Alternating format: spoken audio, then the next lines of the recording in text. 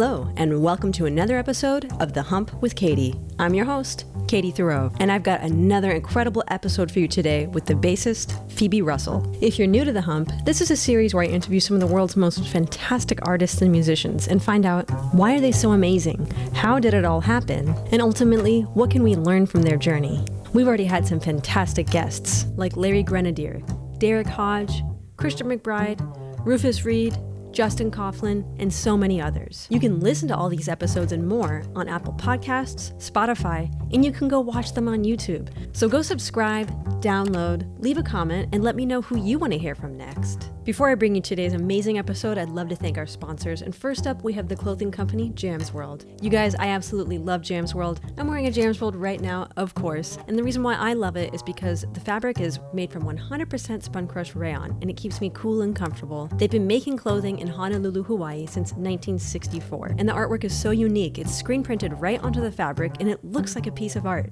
Go to jamsworld.com and use the promo code Jazz15 and you'll get 15% off your entire online purchase. Next up, I'd like to thank Colstein's String Shop. I absolutely love Colstein's. They are doing amazing things for the bass community. They have 2 amazing locations in Long Island, New York, and a killer online store.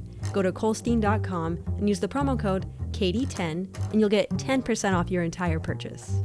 All right, I'm really excited to share this interview with you today with Phoebe Russell. She's an amazing bassist. You've probably seen her on her social media. She puts out so much content and it's all amazing. It's so much fun to watch. Currently, she is the principal bassist of the Queensland Symphony in Australia. And what I really took away and learned about her when I was talking to her is how much passion she has, how much grit and determination she has, and she knew exactly what she wanted to do in life, playing the bass, and she took every step necessary to achieve that, and also took help from loads of other people, and you can just tell because she believed in herself, everyone believed in her, so it was really fun to see that from an outside perspective. So without further ado, here is Phoebe Russell. So, you're amazing, by the way, and you have such a great. I love everyone's online right now because I get to see and learn so much. But I want to I got to research a lot of stuff a little bit later in your life. Later, you're not even old at all. But I kind of want to know from the beginning, like how your love of the bass started for you. Yeah, how did that start? Well, firstly, thanks for having me, Katie. It's so nice to finally meet you in person. Yeah. So I started playing the bass pretty young. I was 8 years old and my school had a string program. So we got to choose a string instrument. And I don't know about always, but I had this idea when I was 8 that the harp was the most beautiful, most elegant, golden instrument. And so I asked for a harp and they didn't get that a string instrument, which totally makes sense. So they said to me, the double bass is pretty similar because it's also big and you can try and play that. But only one person could play double bass. So I got in a arm wrestle with the other boys in my class. And I have to say, this is one of my prouder moments that I won an arm wrestle against about 4 boys in my class. And I got awarded the double bass. Wow.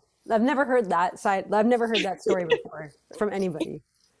I have to say though, I was a little disappointed only because I was expecting the harp. So my love affair took a little bit longer.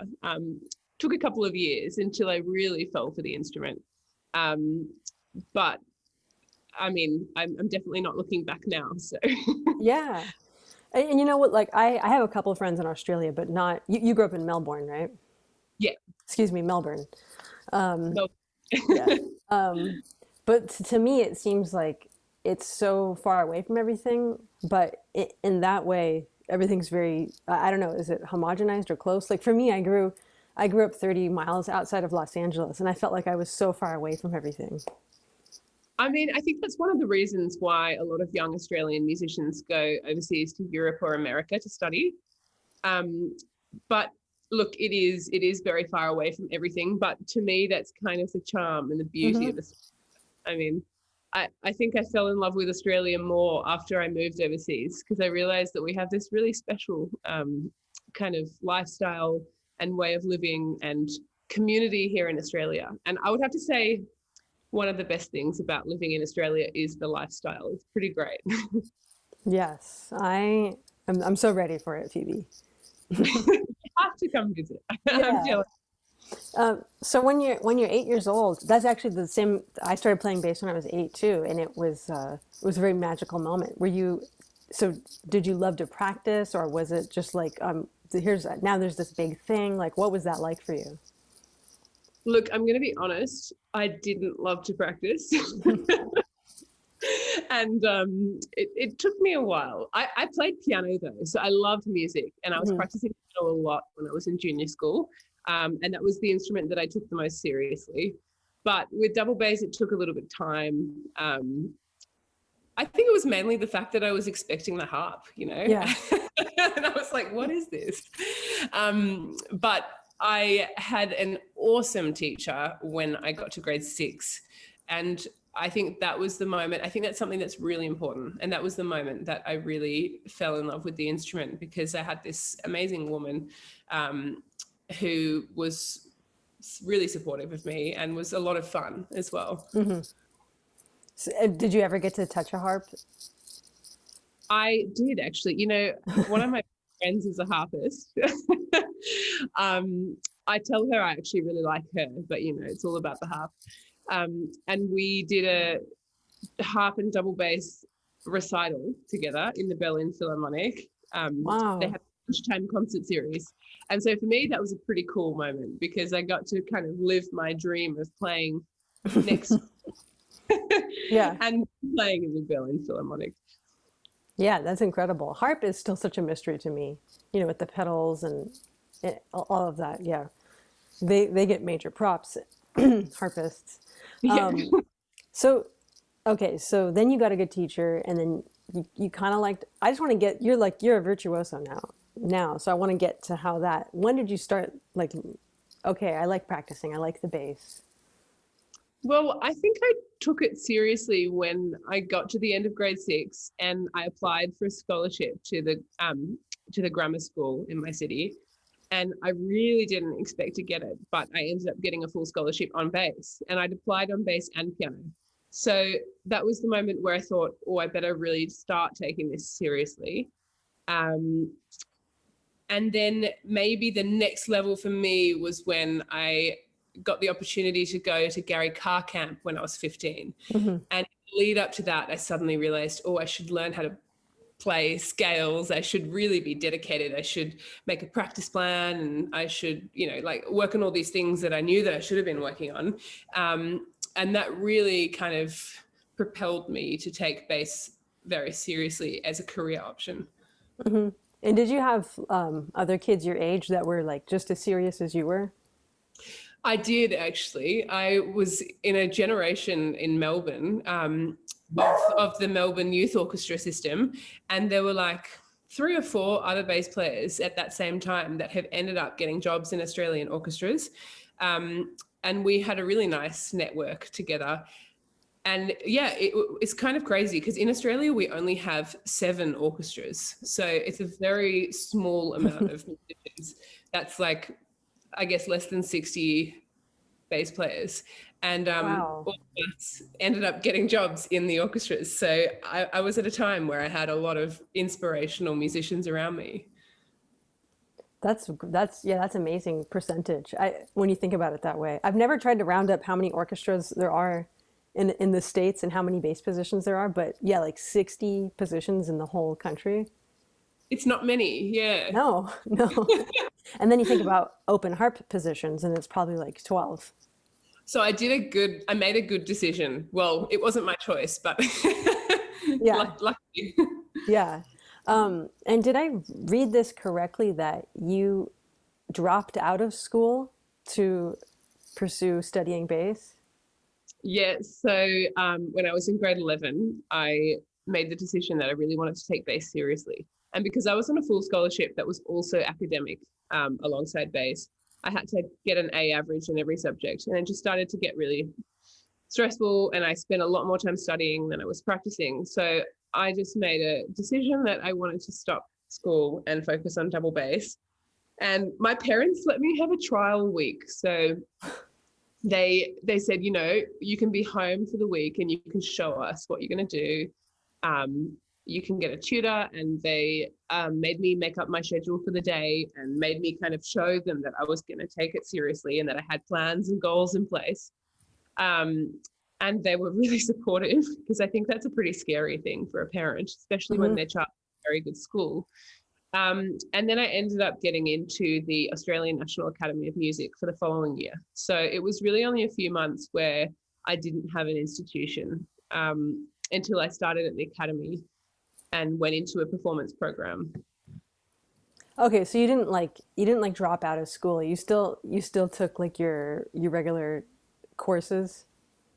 Look, I did drop out because I had a tutor for like a few weeks, and then I was like, I don't want to. I want to practice all the time. So I think the tutor was just there to make my parents feel less scared. Yeah. But yeah, exactly. Like a couple of months later, I got a position at the academy, and so it wasn't really too much time without kind of proper guidance. That's very cool. That's like a jazz musician, just dropping out. Yeah. That's great. So so tell me a little bit about, because I'm a foreign, obviously, about the academy. So the Australian National Academy of Music, ANAM, is probably one of the coolest things that I've ever had, one of the coolest institutions I've come across. And I realized this, like, after going overseas and studying, how awesome it is what we have at home. And basically you can do a course that's only performance. So you get weekly lessons, there's an orchestra, there are chamber music competitions, concerto competitions, you get to play solos with an orchestra. And then every day there are lunchtime recitals, and you can put your name down to play a recital, and you get like a 1 hour evening recital in the year. And you get an opportunity to play with the symphony orchestra, so the Melbourne Symphony Orchestra. And now they're even flying people like around Australia and to New Zealand to get the opportunity to work within the sections of these orchestras. And it's really hands-on, so there's no written component. A lot of people do it after they've finished their degree. But I kind of didn't realize, I mean, I really enjoyed it. That my year at the academy, I played, I would say, every single piece of standard chamber music repertoire for double bass. And got the chance to play soloist with orchestra, got the chance to play like a sonata in the concert hall, recitals. And looking back, I think that was actually one of the best years of my studies. It's really unique what we have here. Yeah, that sounds like an amazing opportunity to just not just play, but perform at a high level too. Because it's totally different performing at that level. That's very, very cool. I'm imagining like the movie Fame, like everyone's just like playing music and. Yes. And there's only I think there were only between 35 and 40 students all up. Wow. It's kind of a very small environment. So you really do get opportunities to work with, in every formation. And I'm always curious about classical bassists when you realize like, okay, I want to play in an orchestra or I want to be a soloist, but like how much like practicing and rehearsing of orchestral excerpts were you doing, or were you more focused on more solo work at that time? I was very focused on solo work, especially since I went to this Gary Karr camp, and then I went back 2 years later, and I was really set on being a soloist. And I would say I never really practiced excerpts until I was about 17 when I moved to Berlin. And I was auditioning for the Krajan Academy. Then I took it really seriously. I was practicing excerpts like 6 hours a day for a few months. And I'm kind of thankful for that, because I think if I'd just been practicing excerpts every day all the way through my studies, I would have gotten a little bit bored of them. There's a lot of time. There's a lot of time to practice excerpts, but the most important thing is to develop musically. And I really believe that you can't accompany a melody properly or work with a soloist in an orchestra unless you have an understanding on how to create a phrase and how to create a melody yourself. Yeah, I love that. So you mentioned Berlin, and then I'm like, okay, so you went to Berlin when you were 17? Yeah. So tell me about that. This is amazing. So I went to Berlin for a couple of weeks to get some lessons. And then I had a couple of lessons with various members of the Berlin Phil. And I just didn't take my flight home. Basically, I just decided that I was going to stay there. So I ended up living there for about 5 or 6 years after that. But when I moved there, I was just kind of living in a flat in Berlin, practicing literally the entire day, every day. I wouldn't go out of the house for days on end. Did you want to go there just because you knew those were the people you wanted to study with, or like the orchestra you wanted to be around? I think I read on Jason Heath's blog when I was a teenager that the Berlin Philharmonic had this academy and you got to play in the orchestra. And I thought, wow, I actually thought, oh, I've never seen a girl playing in that section. I really want to do this, you know, I really want to play in the Berlin Phil. And I told my teacher in Melbourne, Damien, and he was like, okay, cool, you will. He was so relaxed about it. I was like, okay. So I just went over there and I spent 3 months practicing and taking lessons, leading up to the audition for the Krajan Academy. Wow. That's very, you just know what you want and you just do it. So I was a very teenager. Well, and you had very supportive people, it seems like, kind of steering you, helping you in the right direction. Okay, so you're in Berlin. Did I also read this correctly that you got to play with the Philharmonic, with the symphony? Yeah. So I did the audition for the Krajan Academy and they invited me to do a week of work with them.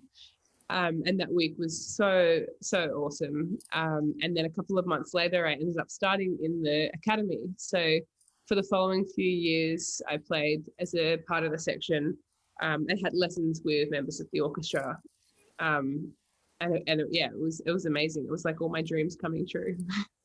Wow. I'm just, what a supportive family. Go to Berlin, just go. But they believe in you, I could tell. So I know you got to study with Gary Karr. What was it like getting, well, maybe just at the camp you got to study with him, but what's some of your favorite aspects about studying with Gary Karr? I think, well, to start with, like many bass players, my first CD was a CD of Gary Karr. And I've spoken since to so many, like Edison Ruiz as well. And I saw in his apartment once that he had a CD of Gary Karr. And he said, oh, that was my first CD and I fell in love with him. So I know that there are many bass players like me, but he was one of my first true double bass loves. And getting to study with him, I think the one thing that really impacted me, that still impacts me now, is how much he loves what he does. It's so evident, you know, it's all over his face. He just loves the double bass. And when he performs, there's this kind of unequaled joy, you know, in the performance. And he's such a character, you know, and yeah, I think the main thing that I fell in love with was the way that he can perform and the way that he can connect with the audience and really basically just show how much he loves playing the double bass. And that really inspired me. And I think it was the perfect thing for me to do at that age, because it really made me certain that I wanted to be a bass player. Yeah, I mean, especially I can just see videos like watching him and seeing him live. It's you have like a very like someone who's very conservative while they play on stage, and it sounds beautiful. And then someone like Gary Karr, who it sounds beautiful and musical, and it looks fun, and it's expressive, and so I could see why you fell in love with that playing. And I do feel like he's someone that you have to see live. He went on this camp every Sunday or Saturday afternoon. He would do a house concert for us. And a lot of the time during the week in the lead up to it, he'd ask us, you know, what do you want me to play? Because he kind of could play anything. And one of the funniest moments probably of my studies was when I was 15, I took a photo with Gary and I made him a shirt. I was such a fangirl. So there was this picture of me, like a little girl with my pink t-shirt and with him, and I got it printed on the shirt. And I posted it to him after the camp, and I thought I'd probably never see him again. And I ended up coming back a few years later to the camp, and he did a recital while we were there, and he was about to start and he like ripped off his shirt, and underneath it was a t-shirt with a picture of us on it, and he was like, I dedicate this piece to Phoebe. I thought so. It was kind of embarrassing, but it was pretty awesome. That is great. That is great. I hope he saves that shirt forever. I'm sure he still has it. So when you were in Berlin and you were at the academy, that was probably also like a heavy schedule, just like in Australia, of practicing and rehearsing. Yeah, absolutely. And wait, are you meaning the academy in Melbourne or the academy in Berlin? The one in Berlin. The one in Berlin, yeah. So it was pretty crazy. A lot of the time, especially as a string player, so they often need more string casuals than woodwind casuals. Mm-hmm. So basically in the academy, you're the top of the list for casual work or sub work, right? In America. Yeah. So I was playing probably 3 weeks of the month with the orchestra and preparing those programs. And then we had a chamber group, like a chamber string orchestra and a chamber orchestra of the academy, which was one of the even more fun parts for me, where we got to play a lot of the time with visiting soloists or guest artists, and then lessons. And then at the same time, most of us were studying, so taking classes. And it was really busy, but I kind of thrive on being busy, Yeah, I can tell. So, because I find like talking to people, like when you first get into an orchestra for the very first time, when you take your first position, you really have to get used to the workload of rehearsing, hours a day, every day of the week. So did you have to make an adjustment when you were like now you're in the Queensland? Was that an adjustment for you? An adjustment coming into the QSO? Yeah. Probably not, yeah, because I'd been so used to this kind of full schedule as an orchestral musician since I was 17, 18. So it was just something that was part of my life, which is a great thing about these academies that are really popular in Germany, is that you really get an insight into the way orchestras work, but with the support of a teacher. So I'd really, learned how orchestras function, and perhaps in some ways how they should function. In a lot of ways, the Berlin Phil has many things sorted out. So something that I could bring with me to my own job, and bring some ideas with me, And it wasn't so overwhelming starting my first job.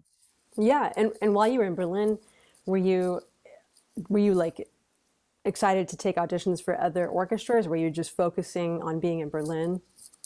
Yeah, look, I never actually took a huge amount of auditions. I did a few auditions for the Berlin Phil, and I did quite well in those, but I didn't get the job. And then I did some auditions for a few other orchestras. Most of the auditions I did, they never appointed. It seemed to be a trend in Germany. Like one year I was there, and one of my colleagues took 20 auditions and they only appointed one of them. So one of the best things about those auditions was most of the time I would get a contract or get some work with the orchestra after the audition, which meant that I got to work with a lot of different orchestras around Germany and around Europe. But I'm not really sure why they didn't appoint many of those jobs. And so did you also become fluent in German or be able to speak German? Yeah. So I think I've never used the word fluent, okay. But I have a lot of friends that I speak German with. And I realized early on that it was a sign of respect, of course, to learn the language of the country you're living in. And a lot of English speakers, we're kind of particularly terrible with this, just get away with speaking English everywhere we go. So I made a really, really big effort to learn German when I moved there. And I think I would recommend to anyone watching this that wants to go overseas and study to learn the language right up, right at the beginning, learn the language of the country that they're going to be living in, because it really shows a lot of respect to the colleagues that you're working with. Yeah, and I'm sure like a lot of the lingo, even translated in German, is different than when you're in Australia, like in terms of talking about music, right? Oh yeah, I found theory class very difficult in German. I mean, I find it difficult in English, to be honest. I'm good at that sort of stuff. Yeah, that's great. Okay, so you're when did you decide, or why did you decide? I mean, I have a feeling to go back to Australia. So I started to feel pretty homesick towards the end of my time there. I think the main thing that really got me down was the weather. It, Berlin is just very grey a lot of the time. Summer is so much fun. Like it's a really, really cool place to be in the summer. Yeah, picnics in the park. It's like it's relaxed. Exactly. But when those months are over, you know, you can kind of feel the whole city like shrivel up and everyone kind of just go away to their hole. And a lot of the time, I remember one winter we had 120 hours of sunlight, like 120 hours where the sun comes through the clouds. And coming from Australia, where it is sunny all day, every day, well, where I live it was really hard. And I got a lot of seasonal depression. And I just really, really missed the lifestyle back home. And also the people in Australia, you know, at the moment I get off the plane here, I just feel at home. People, I mean, it's similar in America, but, you know, people smile at you in the street. I have conversation with everyone when I walk the dog, when I walk out of my front door. I talk to everyone on the street. You know, I know all my neighbors. It's just a very different way of life. And in Germany, I think it takes a lot of time to kind of break through the exterior surface of people. People are really warm, but it's just different. So long story short, I was waiting for a position to come up and I really wanted a principal position. And I'd heard a lot of really great things about the Queensland Symphony Orchestra because my own teacher had worked here a little bit. And I saw the position came up and I was so bold again that I packed up my entire apartment with my husband and we both to Australia the week before the audition. That's amazing. And then got the job, thankfully. My colleagues laugh about this a little bit. Like my desk partner said to me, did you seriously get like a 2-year lease on your apartment? Like you were that confident? Yeah. I don't know what made me. I just felt like this is right. The time's right. This is the position that I want, and that's the place that I want to live. So, yeah, after those 6 years, I moved back to Australia. And so, did you have to do a lot of prep work for the audition, or were you just always constantly preparing?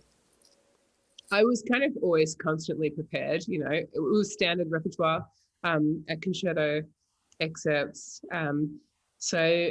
But yes, I did a lot of preparation for the audition. Of course, I took it really seriously. I knew that this was my chance and this is what I've been waiting for. And positions just don't come up that much in Australia, especially not principal positions because there's only 7 of them. Yeah. So I took it very seriously. I practiced. I gave up a lot of gigs and everything a month before and really, really prepared.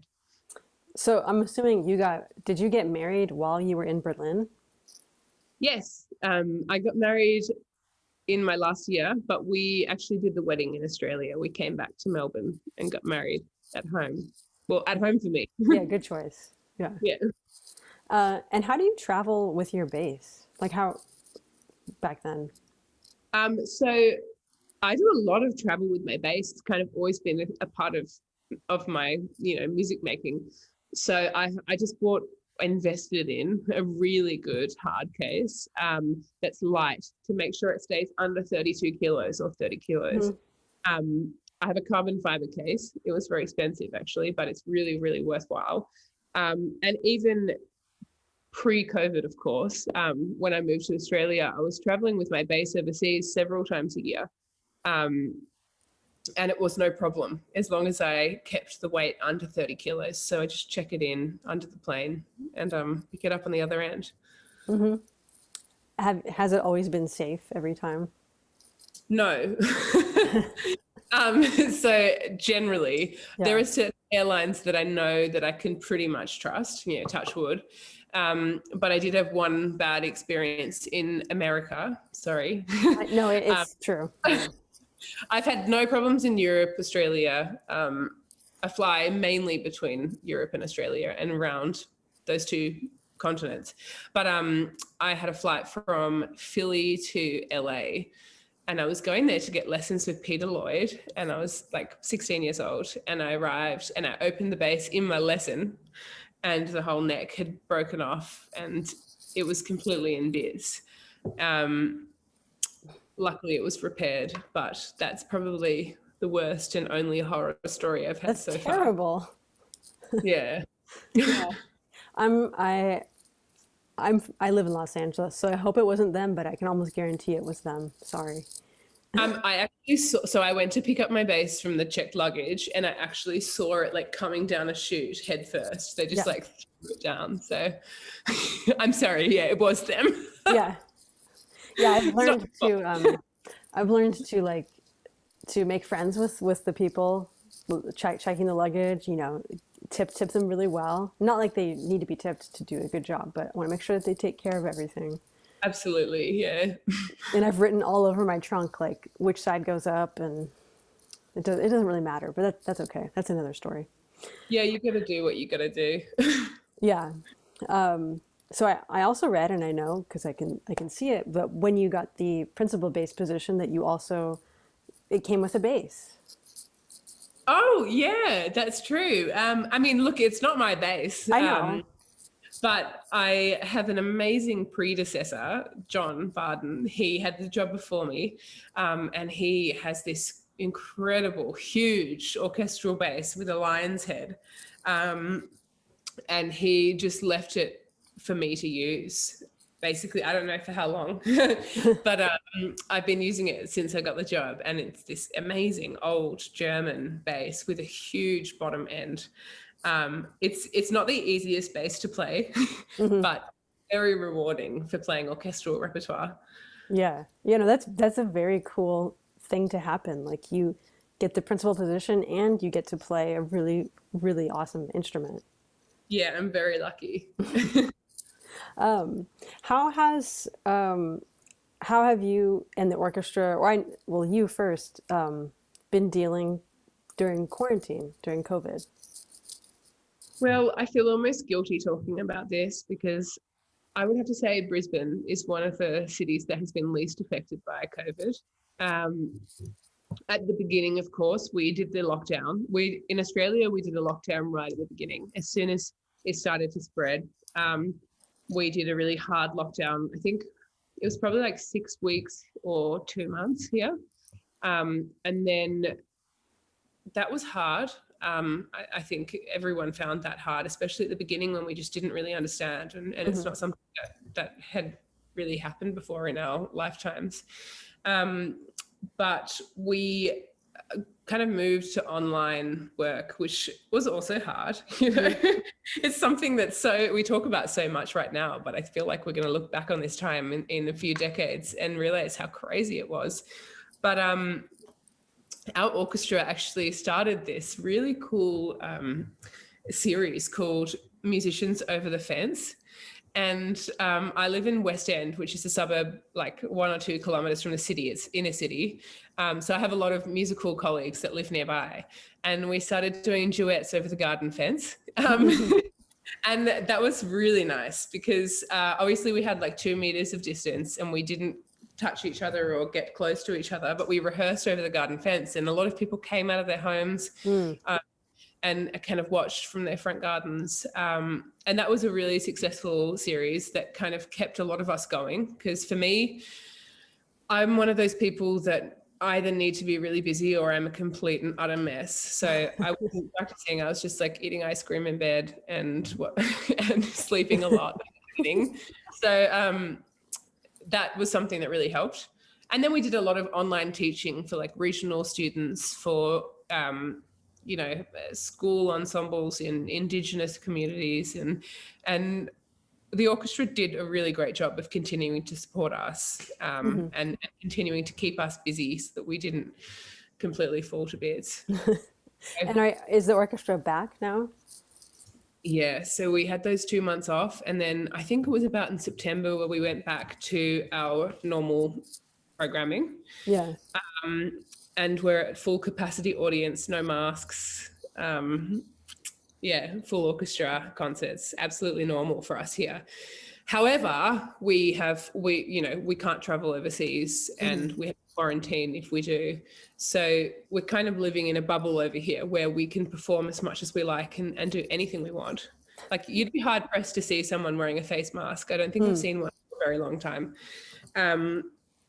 So saying that, I realized that it is a very rare, uncommon situation that what we're in right now. That's good for you guys, though. That's great. Yeah.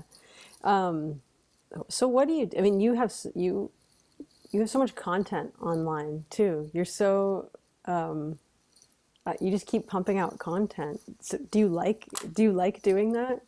Yeah. You're really good at it. Like you and I was just talking to Joseph Conyers. I'm like, man, you guys are just pumping out content. And oh my God, Joe was probably the one that inspired me to do it.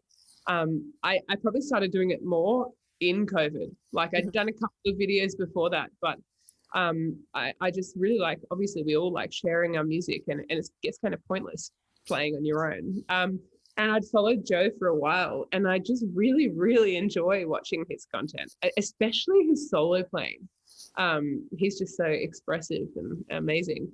And it inspired me to share my own videos, which is something that's actually pretty daunting. You know, I was really embarrassed at the beginning, and, you know, like it's kind of, you know, people, it's not something that feels natural at first. yeah.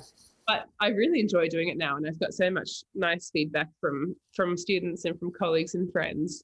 And I do really enjoy recording videos and putting them on my Instagram. It's a lot of fun.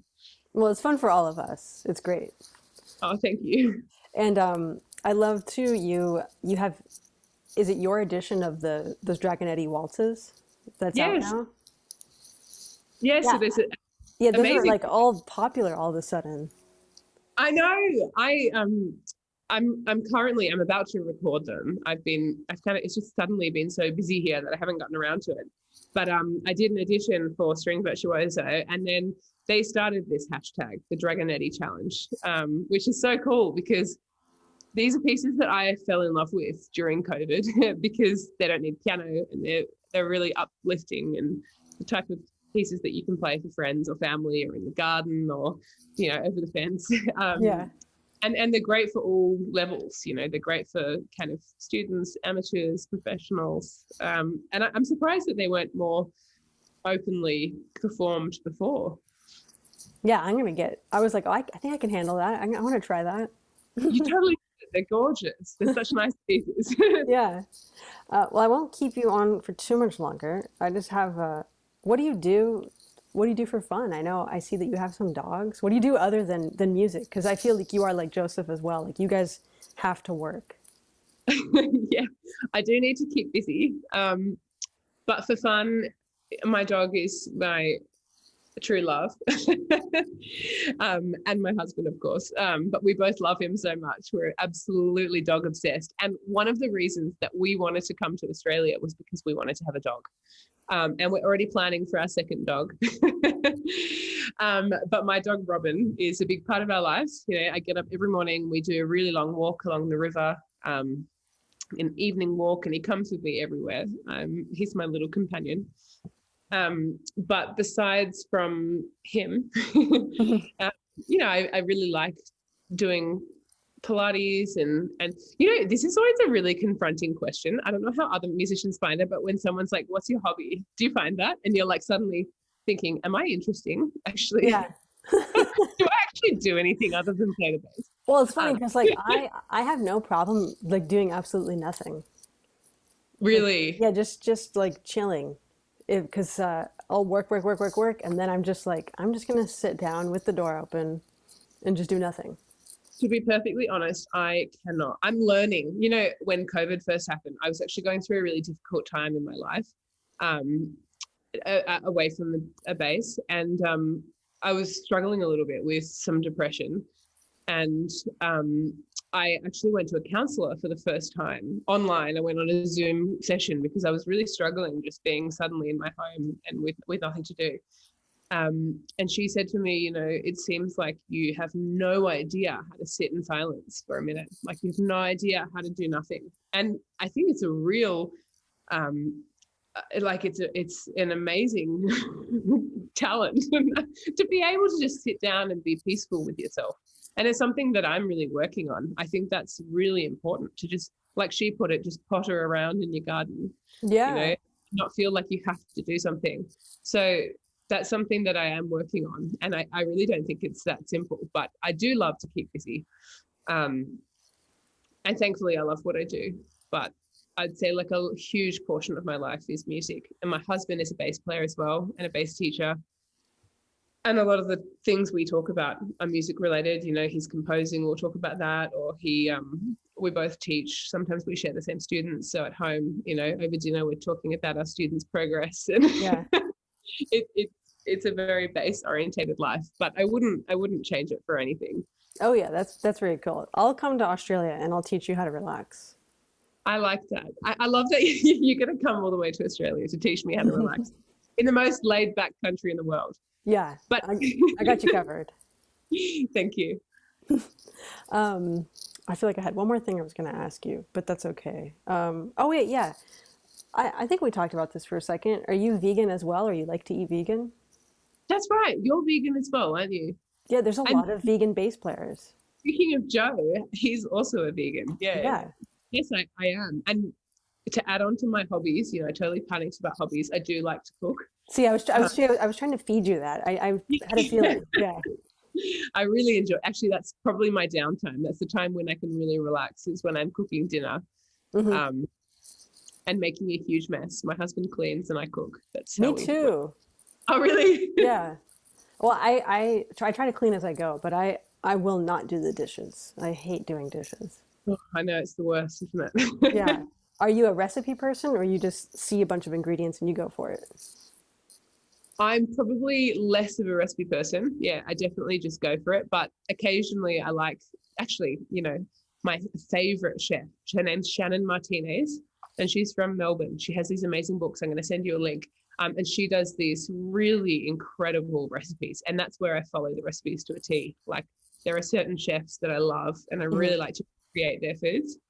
But then usually once I get the hang of it, I do it, without the recipe. Yeah. But seriously, I'm going to send you the link because she has some really, really awesome recipes. Yeah, please. I mean, that's also the cool thing about quarantine. It's like, okay, lots of bass players are producing content, but there's so much vegan content too. Absolutely. Like, more than ever. Yeah. Yeah. I got really fat in the beginning of, I think everyone did at the beginning of quarantine because I would, do a little practice, not much.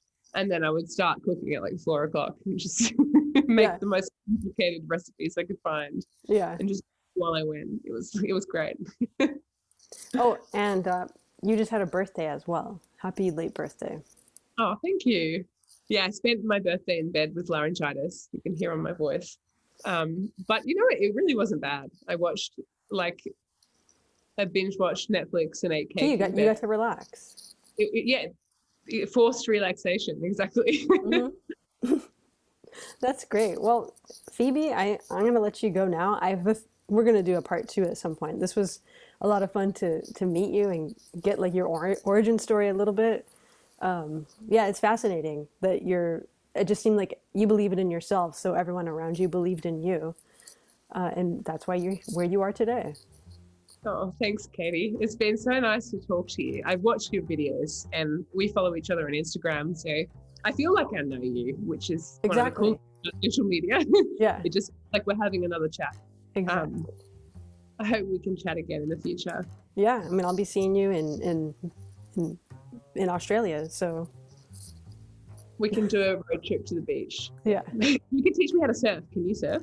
I can't. When I'm at the beach, I just I don't even like to go in the water, and I love going to. I have family in Hawaii.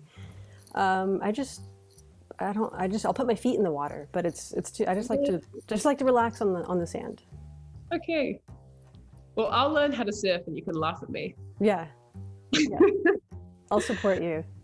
Thanks. All right, Phoebe. Well, it was really great to meet you. Thanks so much for taking the time. And your day's just getting started, so have a wonderful day. Thanks. Have a nice evening. All right. Thanks, Phoebe. See you Bye. later. Bye-bye.